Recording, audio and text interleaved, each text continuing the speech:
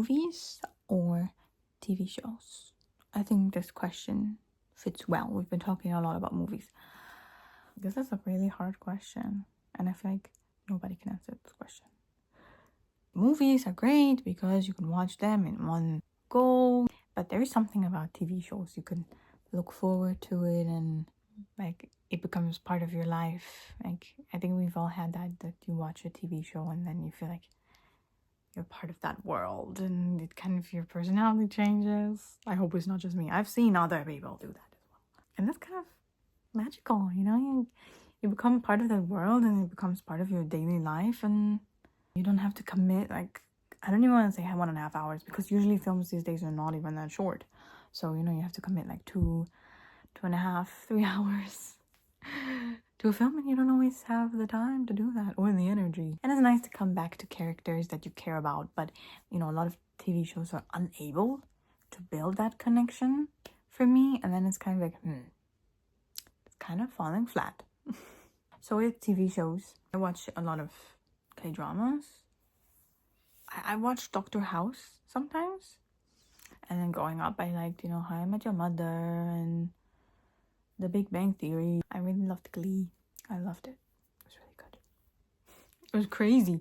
I think this is where my weird like taste for movies and shows and stuff comes from. That show is so bizarre, and every character has done some really effed up things. Sometimes a bit forced in my opinion. But like there's music, there's comedy, you know, and just it works. So these are some TV shows that I've really like binged.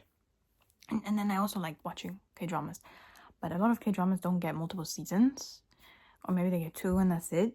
Which is also cool, because then they have to keep coming up with new ideas for a show's like concept. But a lot of these dramas don't build enough connection for me. Like it's like these two people keep bumping into each other and they're soulmates. It just has to be. It feels really unnatural to me and really forced a lot of times. I cannot believe that these people have real conversations with each other. Sometimes chemistry is there, sometimes it's not. But I still am supposed to believe it. A lot of times the basis on why they're in love with each other is just like she saved his life from a car accident when he was like 8. And she's like Nuna, like she's older than him. And that's why they already have this bond. What else is there? They work in the same workspace, and actually their personalities aren't compatible at all. And he might even be a fucking abusive, manipulative guy with power, but because he has money and status and good looks, it doesn't matter. I'm looking at you, what's wrong with Secretary Kim? But that one had a lot of funny parts as well, but goddamn, he was really abusive. My god. Like they would flip-flop like that. One day he's like this, the next he's like that. Like, my god. I felt really bad for her. They were also in love because of good chemistry. I have to say that. They had really good chemistry. I mean, she looked beautiful. She's just very charming. They also have like a traumatic childhood story that puts them together though. But I love K-dramas. I really, really do. If you want, I can talk about K-dramas a lot more in the future as well. But I don't think a lot of y'all are like K-drama watchers. I don't know. But it's a big community nowadays. I'm telling you. I started watching K-dramas in the summer of 2019. The first one I watched was My First Love, which was like quite easy watch and like really cute.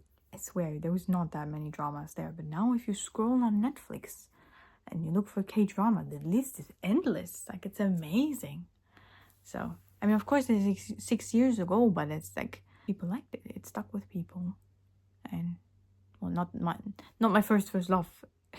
I don't think My First Love was watched by that many people. I don't know. But, like, just, people enjoy the K-drama style. And, yeah, I like that it's not, like, super sexual, you know. Yeah, there's more build-up to the first kiss, and I really like that.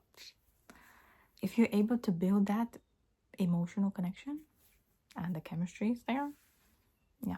But that's why if there's a lot of times like romance where I'm like, I'm not feeling this at all, or there's like a really forced like breakup episode or whatever, that's why it's really important that all the like supporting side characters are like a really good and funny friend group or like funny co-workers, and I believe the bond is there because that keeps me watching the show. So many times it's the friend group that kept me wanting to keep watching. So I am a yapper. I think I told you already. But yeah. So to answer the question, I have a lot more like emotional connection to TV shows, and they mean a lot to me. They cover many different topics, not like movies where it's like, okay, I already know what to expect. If you rewatch a movie that you love, there's probably not that many things that you forgot. But if you're rewatching a whole TV show with like 3 to 12 seasons, you're not gonna remember everything, and you're gonna see things differently when you rewatch it. So there's a lot more to catch there. I really can't answer this question. I'm gonna say movie, just because I find it very impressive to put like a whole story into such a short period of time. That's what I'm always very, very impressed by. Like yesterday I watched The Butler. It was really good. Crazy good cast. Like, I mean, that was a reason why I wanted to watch it as well. And they were able to pack like so many years into this movie. So there was still a lot of things where I felt like it was like, you know, it's like a political movie. So it would be like, oh, new president, new da-da-da. And it would be like very much, I wouldn't see much of the process to something happens, but just like something would happen. And it was like, you know, like, oh, his son went from just being like this like activist for rights for Black people to studying, what did he call it? Social economics, politics? I forgot what he studied. But and then it was like, and he already got his master's. And it was just like, whoa, a lot, you know. So I feel like they could have made the movie even, I think it was like 2 hours long, maybe 2.5 or something. They could have made it a little bit longer, I think, but at the same time. So I'm really impressed by being able to put like a whole lifetime like that in a movie. So yeah, but then a lot of times I'm like, you should have made this a show, because I would watch this show. I've had that with a lot of biopics where I was like, I would watch this as a show, because I feel like you just glossed over everything and it was just like too fast, and you know, I can't think of an example right now. I don't know why. Okay, this is not an example of a movie I would watch as a show, even though I would, of course. Or I watched Glitter. I watched Glitter with everything Mariah Carey, because I'm a big Mariah Carey fan. I feel like this movie is like an enigma, you know. It's like, it's very mysterious. And I watched it, and there was a lot of things where I was like, oh my god, she's performing Madison Square Garden now. Okay, it just happens like that. Like, we don't even see her interacting with any fans, you know. And then even it's like, okay, we see her do one song. Like, I don't want to spoil anything. So, you know, it was not a bad movie. It was not bad at all. It just felt like she was very passive. I couldn't see the passion for music from her, which is really unfortunate, because a movie made by Mariah Carey, I would expect that I see the passion, because I see so much passion in Mariah Carey's interviews from the 90s, from the 2000s, even now, you know. So, but she's a good actress. And that's actually, I wanted to watch Glitter for a long time, but it's nowhere. And then I kind of got it as a birthday present. But I had to watch it in German because Amazon Prime did not have the English language. What? Yeah, but it was still good. It was okay. But, you know, I wanted to watch a Mariah movie, and that's how I found The Butler, because Mariah is in The Butler as well. But I thought she would have a bit of a bigger role. I don't think she even said a single word. I don't know. Maybe she did, but she was at the very, very beginning. So, but I also saw that, oh my god, Oprah is in this.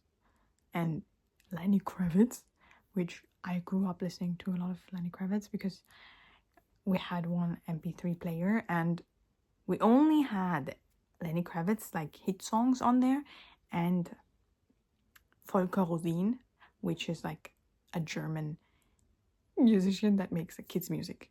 So that's what I had on this MP3 player. Great songs. And I recently went to his concert as well, which was really fun and kind of like a dream come true. I never thought I would. You know, I listened to this music together with my mom and my sister as well, and we went to the concert as three, and that was really cool. And you know what's funny? I have a lot of funny things. Before the concert, I said like, oh, I think this is the artist I'm seeing, who I've been listening to since I was young. Like, I saw Violetta, which is a TV show I really loved as well growing up. They went in concert, and I saw that like 10 years ago as well. So that would be one of the young ones. But before that, I was already listening to Lenny Kravitz, I think. But then my sister said, actually, we saw Volker. That's the guy we listened to the youngest and for the first time. Do you get what I'm saying? I don't know.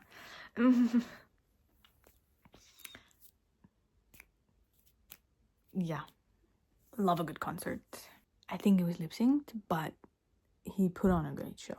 Talk to me, let me go, got to keep it low. Oh, and then the next day after the concert, I went to TK Maxx with my mom. TJ Maxx in America, I think. And for my American audience, yeah. And what is it in the UK? I don't know what it's called in the UK. I can Google. I'm tired of Googling. Oh, okay, let me say this real quick. Okay, TK Maxx is the international version of TJ Maxx, an American off-price department store chain owned by the TJX companies. It uses a different name from TJ Maxx stores in the United States to avoid confusion with the British store TJ Hughes. There we go. But I don't think we have TJ Hughes in Germany, so I don't know. We went to TK Maxx, and I can do a haul as well. I bought really fun things.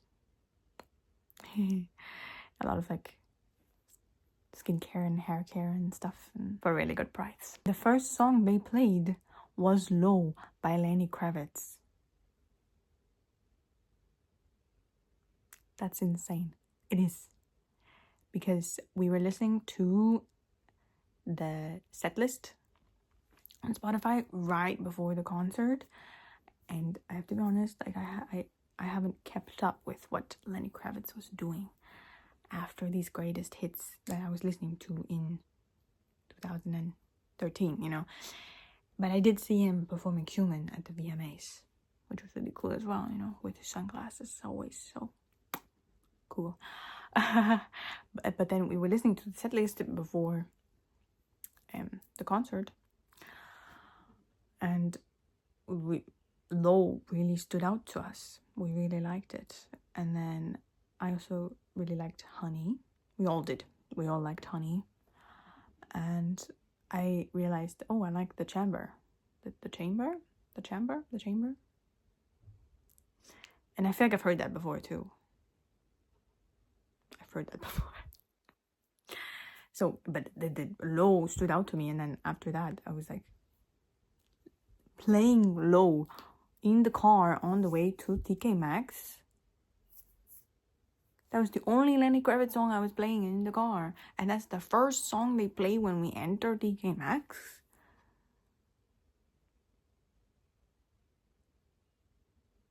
That's crazy. I don't know. You can say that because the thing is, I've gone to TK Maxx 2 times. One was now. No, I've gone 3 times. Okay, let me take that back.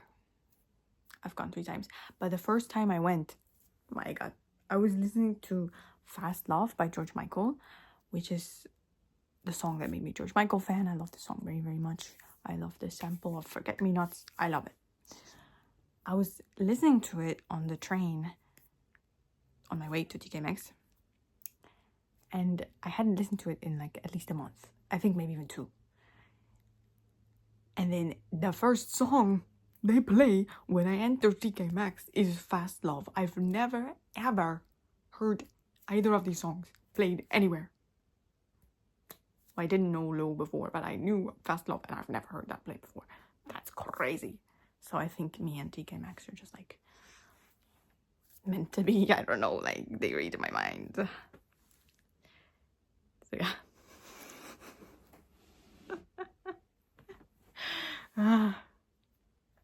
This is gonna be really fun to edit. Lenny Kravitz has made amazing music. George Michael has made amazing music. Lenny Kravitz wasn't the butler. That's where he came from. He was good in The Butler. Not a big role, but you know, when I was at the Lenny Kravitz concert, I was like, I want to watch. What do you call it in English? And in German, we call it just Tribute von Panem, Part 1, Part 2, Part 3, you know, but Hunger Games, right? Yeah. Isn't that funny? They could have called it Hunger Games in German as well, but they called it like Tribute of Panem, which is their city, right? I volunteer tribute. So I was like, oh, I want to watch that again just for Lenny Kravitz because he was so charming there. He had this like soft expression and soft way of speaking, and he looked great. He always does, though. I can't believe he's 60. I mean, of course, he's always wearing his sunglasses, but you know, like he has the swagger.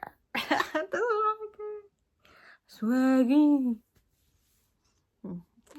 I don't usually say swagger, but I feel like with a 60-year-old cool guy, it kind of makes sense. So I don't have a question. I don't have an answer to movies or TV shows. I'm sorry. I love you.